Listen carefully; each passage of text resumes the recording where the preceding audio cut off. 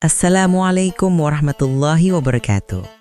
Halo sahabat, kita jumpa lagi dalam rangka mengkaji sejarah Islam dunia. Pada kesempatan kali ini, kita akan membahas kisah kekasih kita, orang yang harus kita cintai melebihi siapapun di dunia ini.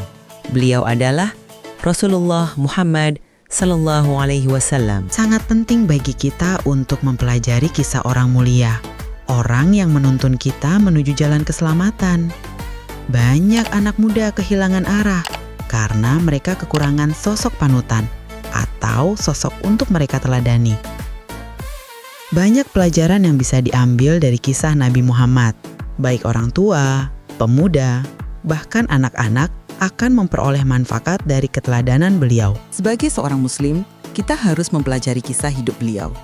Karena kewajiban kita sebagai seorang muslim sangat bergantung bagaimana kita mempelajari kisah hidup beliau, karena hidup beliau sendiri adalah perwujudan dari pengaplikasian dari perintah Allah. Beliau adalah Al-Quran yang berjalan. Dengan mempelajari kisah hidup beliau, kita akan tahu bagaimana syariat agama ini diaplikasikan dalam kehidupan nyata sehari-hari.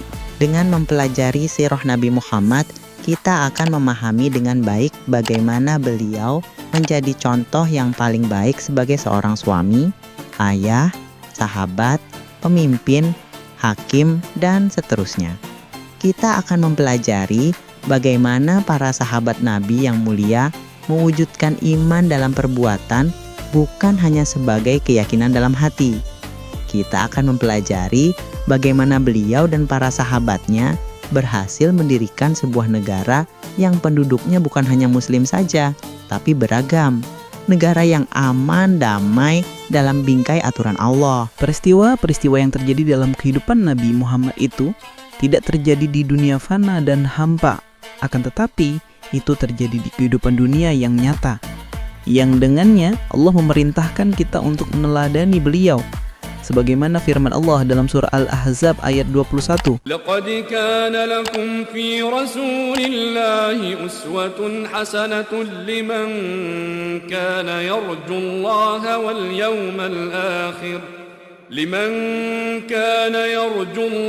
وَالْيَوْمَ الْآخِرَ وَذَكَرَ اللَّهَ كَثِيرًا.